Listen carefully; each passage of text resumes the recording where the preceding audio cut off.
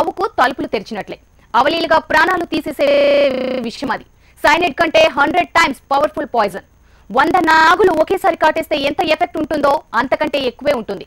ఉత్తర Korea అధ్యక్షుడు Kim Jong సోదరుడి హత్య కేసుతో వికెట్స్ సర్వే పాయిజన్ తెరపైకొచ్చింది. ఇంతకీ వికెట్స్ నెర్వే పాయిజన్ దేనికోసం వాడతారు? విక్స్ నెర్వే మనిషిపై ప్రయోగిస్తే ఎంతసేపు బతికే ఛాన్స్ ఉంది? పవర్ఫుల్ పాయిజన్స్ లో విక్స్ నెర్వే ర్యాంక్ ఎంత? ప్రపంచంలోనే అత్యంత ప్రమాదకర విషయం విఎస్ నర్వ్. ప్రపంచంలో చాలా మందికి తెలియని పాయిజన్. ఉత్తర కొరియా అధ్యక్షుడు కిమ్ జాంగ్ ఉన్ సోదరుడు నాంపై ఇదే ప్రయోగించారు. కౌలాలంపూర్ ఎయిర్పోర్ట్ లో ఉన్న కిమ్ జోంగ్ నాంపై 2 మహిళలు ఓ రసాయనం జల్లారు. అంతే, ఈ ఘటన జరిగిన క్షణాల్లోనే అతడు చనిపోయాడు. పోస్ట్మార్టంలో నాంపై విఎక్స్ నర్వ్ ప్రయోగించారని తెలింది. అప్పుడే విఎక్స్ నర్వ్ పాయిజన్ పేరు తెరపైకొచ్చింది. అసలు ఇదేంటనే చర్చ జరుగుతోంది.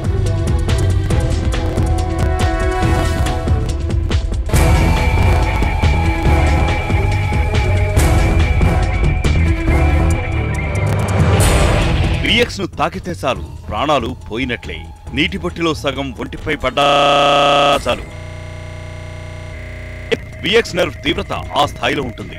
దీన్ని మనిషిపై ప్రయోగిస్తే క్షణాలు, మహా అయితే అంతకంటే కాస్త ఎక్కువ సమయం బతుకుతాడు. సైనైడ్ మనిషిని 2 నిమిషాల్లో చంపేయగలదు. సారిన్ అనే పాయిజన్ సైనైడ్ కన్నా 26 రెట్లు అధిక ప్రమాదకరం. విఎక్స్ సారిన్ కన్నా 100 రెట్లు డేంజరస్ పాయిజన్. విఎక్స్ ను సైనైడ్ లో నోట్లో వేయాల్సిన అవసరం లేదు. కేవలం శరీరంపై ఓ డ్రాప్ పడితే చాలు, పని అయిపోయినట్లే. ఈ రసాయనం చర్మం ద్వారా శరీరంలోకి వెళ్లి నాడీ వ్యవస్థను నాశనం చేస్తుంది. పక్షవాతం వచ్చి ఊపిరి ఆగిపోయి చావు వెల్కమ్ పలుకుతుంది. అదే నోట్లో విఎక్స్ డ్రాప్ పడితే సెకండ్లలోనే ఆలోచించేలోపే చాప్టర్ క్లోజ్.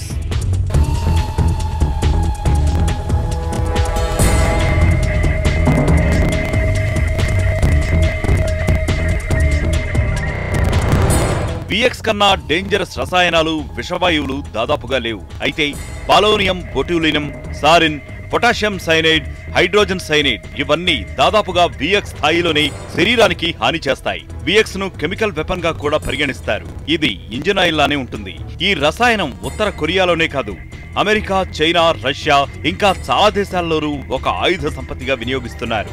దీన్ని బ్రిటన్లోని కెమిస్ట్ రనాజీ ఘోష్ 1950లో తొలిసారిగా తయారు చేశారు. 1961లో అమెరికా పెద్ద ఎత్తున దీన్ని తయారు చేసింది. ఇరాక్ దగ్గర కూడా 50 టన్నుల వరకు విఎక్స్ ఉంది.